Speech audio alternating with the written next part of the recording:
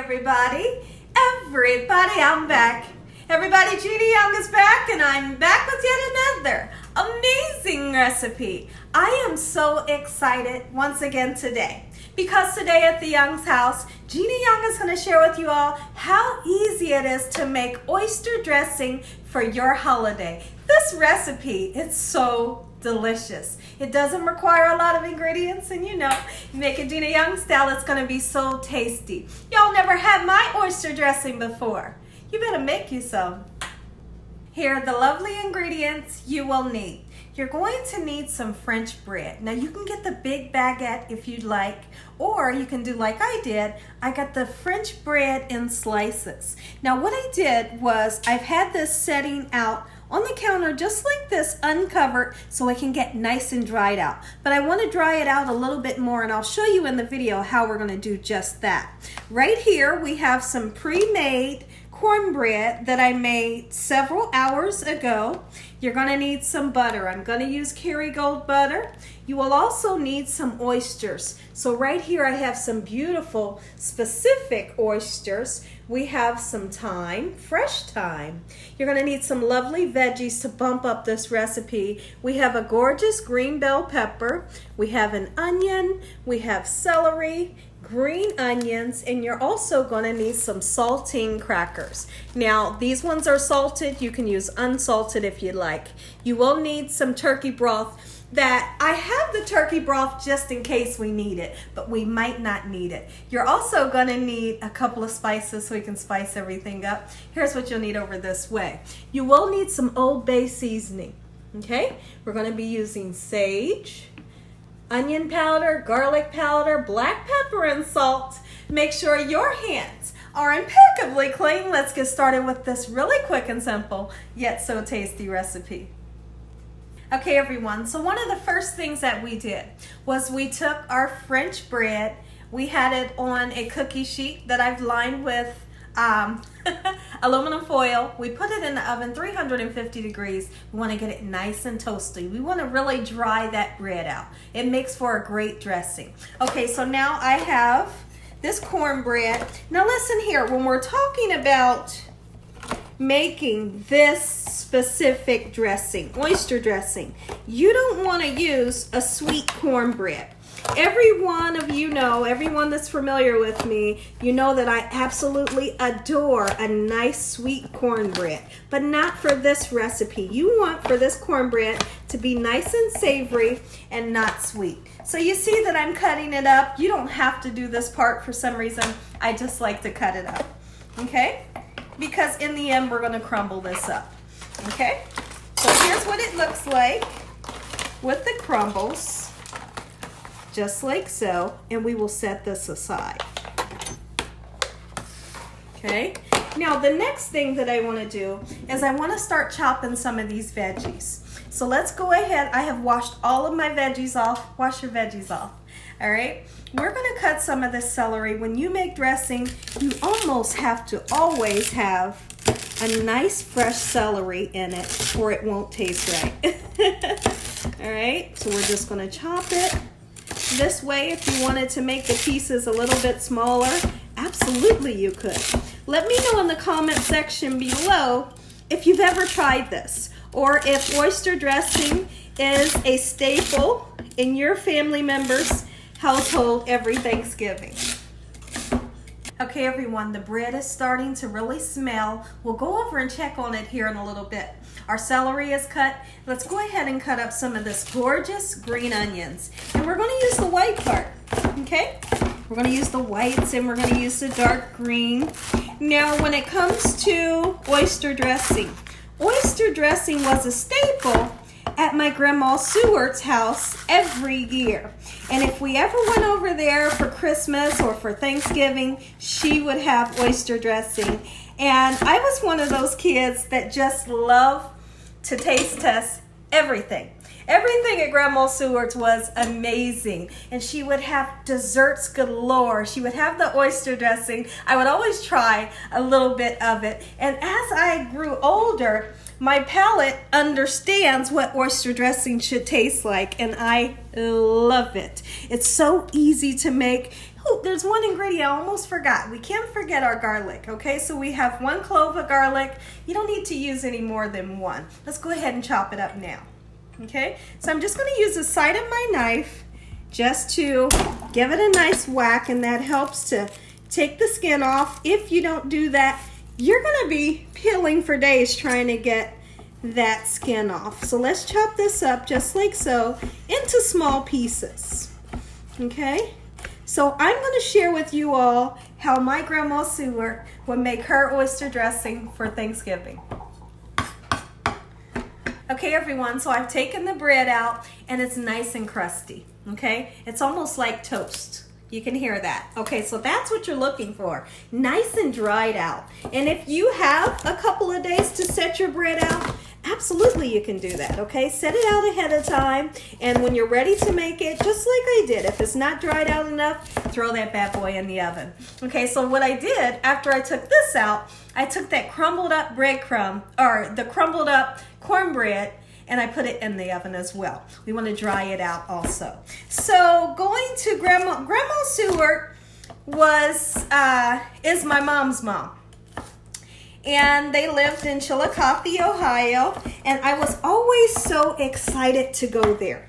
They had a beautiful house, and Grandma Seward was always in that kitchen, and she was making homemade meringue and just everything you can imagine.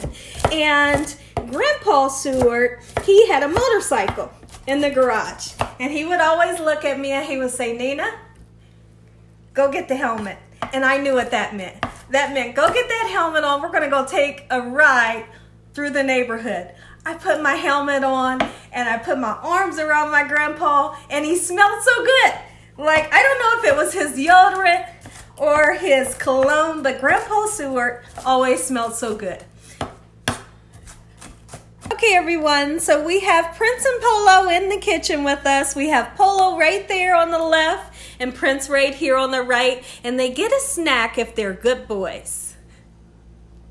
Okay everyone, so I took the cornbread out of the oven. It got nice and dried out.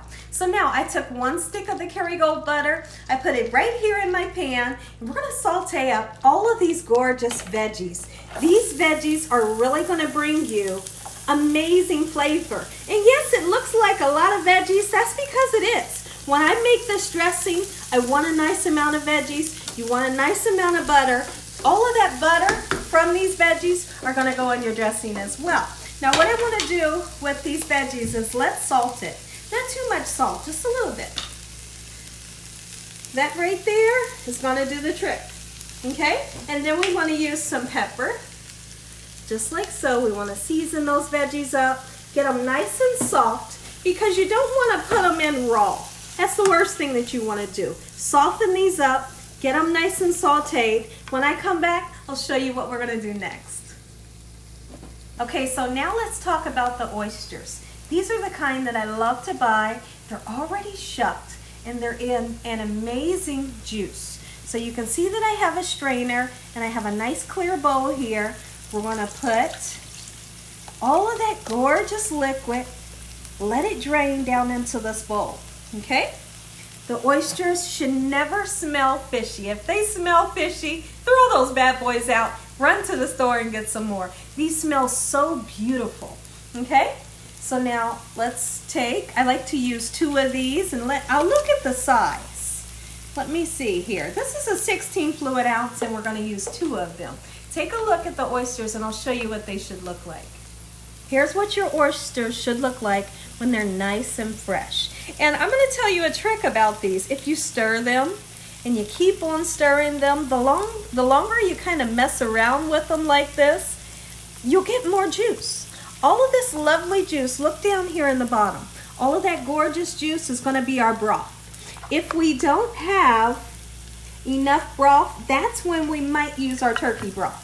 Okay, so I'm just going to stir around these gorgeous oysters until I get a lot of the juice extracted from the oysters. Okay everyone, so I stirred my oysters around for maybe 8 minutes, and I got a lot more juice extracted from the oysters. Now, since mine's are really nice and plump and huge, I'm going to go in with some scissors, kitchen shears, and cut them down a little bit. And you do this while they are in the strainer, because if you put them on a chopping board, they're just going to slide all over the place. So just do it this way and save the stress. Okay, so I'm just going to chop them down just like so. And then I want to talk about these oysters right here that I have.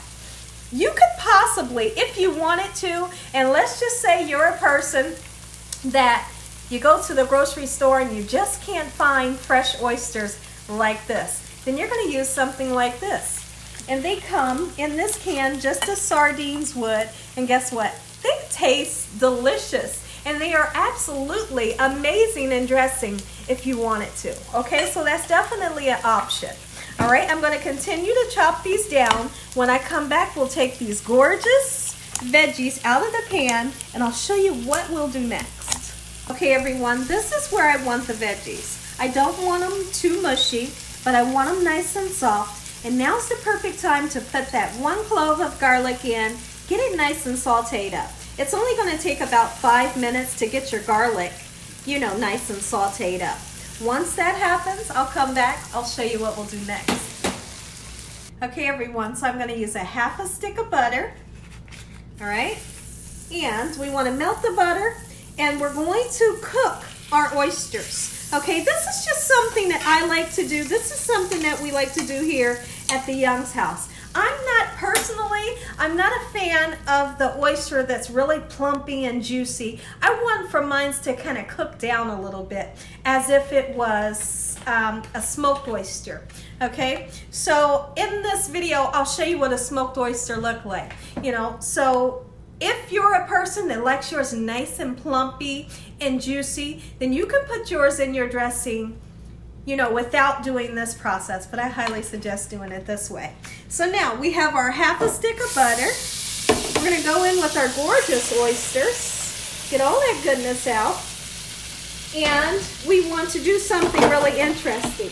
We're going to take the Old Bay seasoning, and we're gonna season these oysters. Oh yes, even season these oysters.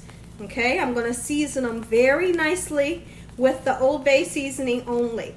And you want to cook these oysters until the sides start to curl up. Okay, and when you do this process, you will understand what I mean when I say this, the ends will start to curl up a little bit. That's telling you that it's time to take them out of the pan. I'll show you when that happens. Believe it or not, 2 sprigs at a time is going to really bring out an amazing flavor in these oysters. Take the 2 whole sprigs, and you can take the sticks out later. Just kind of nestle them down in there so that they can release beautiful flavor. Now, I do want to show you all, just in case you're unfamiliar of what the smoked oysters look like, I want to show you. They are absolutely delicious. Okay, and they've been smoked, and you can see how they're nice and small. Look at that. That's how I want my oyster to look inside of my dressing. And by doing this process right here first, you're going to be able to achieve that. Okay, everyone, so I cooked my oysters for about 8 minutes, and the sides are nice and curled. Hopefully you can see in this video. So let's see, let's look at this one here. This one's a little bit bigger, and you should be able to see the edges are nice and curled. Okay, if you can, I'll kind of lift it up a little bit and possibly you could see. But these beautiful oysters are done.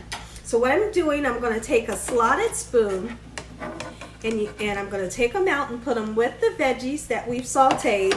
And look what we have here. We have some amazing pot liquor that we have made from the oysters in that gorgeous butter. Now this right here is going to get poured right into this bowl, and we have more stock for our dressing. I'm going to continue to take these out, and I'll be right back. Okay, everyone, so next what we need to do, we have our dried out cornbread. Let's just set it here for the time being. And we have our veggies and our gorgeous oysters that we've cooked down in that amazing garlic and butter. And then we have our bread. Let's take the bread. You don't have to pull it into tiny small pieces. Okay, just kind of do like that. I'm going to continue to do this. And when I come back, we're going to take that amazing cornbread, this gorgeous French bread, we're going to dunk it in this amazing goodness. Be right back.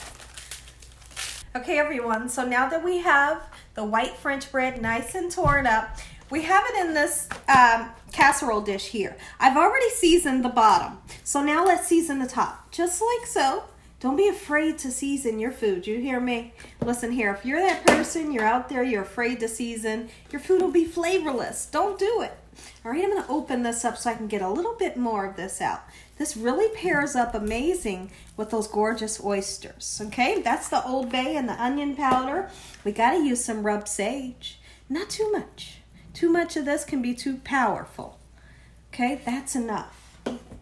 We're going to put some black pepper just like so. Gorgeous flavors.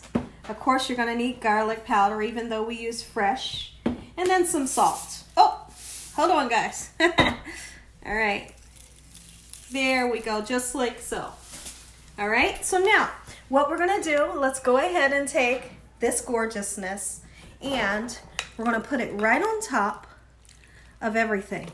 And we want that butter and all that goodness just to kind of soak down into the bread for about 7 minutes before we start to mix in our gorgeous juices. Okay, everyone, next thing we need to do is put some of those saltine crackers into our pan. I know this part is really interesting, but it's definitely a must. So you can see that my pan is nice and buttered. I'm just going to crumble it up. Just like so. Now there's some people that like to do crackers, oysters, crackers, oysters. If you wanted to do that, absolutely you can. Have fun with the recipe. Okay, so I'm going to continue to crack up one whole sleeve of crackers, and that's going to go for the bottom layer. Time to pour all of that beautiful oyster juice right on top. And then I'm going to go in. I'm going to wash my hands and my arms. I'm going to go in with my hands and I'm going to really mix everything in well combined. I'm going to use all of this right now. Okay? And here's the thing about this. Oh, look at that goodness. Here's the thing. If at any time you feel like your dressing is a little too wet, you go in and you take your hands and you kind of mush the bread like this and get that extra juice out. It's just fine. Any extra juice that's left over, save it because you might need it later. Okay, everyone, so we've stirred everything up. I re-seasoned and I don't have a lot of juice at the bottom. I'm very happy with the consistency. Look at this consistency. That's what it should look like. It should never look like mush and it shouldn't be dry. So now what we're going to do, take this gorgeousness and you put it right on top of those crackers, and look at those beautiful oysters cooked down Gina Young style. And then here's what you're going to do. You put half of the dressing on top of the crackers just like so. I'm going to continue to put half in, and when I come back, I'll show you what we'll do next. Okay, everyone, so now what I want to do, now that we have half of our dressing, we're going to put just a very thin layer of crackers in the middle, more dressing on top of that, and we're going to top it off with butter, throwing it in the oven on 350 degrees. Okay, everyone, this is our last step. You see me put the second layer of thinly, crackers in the middle, and then we put the rest of that dressing on top, and now we're going to top it off with this butter. Now listen here, we're going to put butter all over the top of this. Is it going to make it too oily or buttery? No, it's not. It's going to make it delicious. It's going to be nice, beautiful, and golden brown. And I went ahead and cranked that oven up to 375. When this comes out, I'm going to let you know exactly how long it took. I know I talked about my Grandma Seward in this video, and I do have another video of one of her special recipes. That's how to make Grandma Seward's yeast rolls. Check it out. Listen here, everybody. If you all enjoyed this here video, give me a thumbs up. Let's say a really quick prayer. Heavenly Father, Lord Jesus, we want to thank you for another beautiful day, another beautiful meal. In Jesus' name, amen. Take a look at it, everybody. Grandma Seward's oyster dressing. Make you some. Beautiful. And as always, God bless you all. Thank you all for watching. Good night.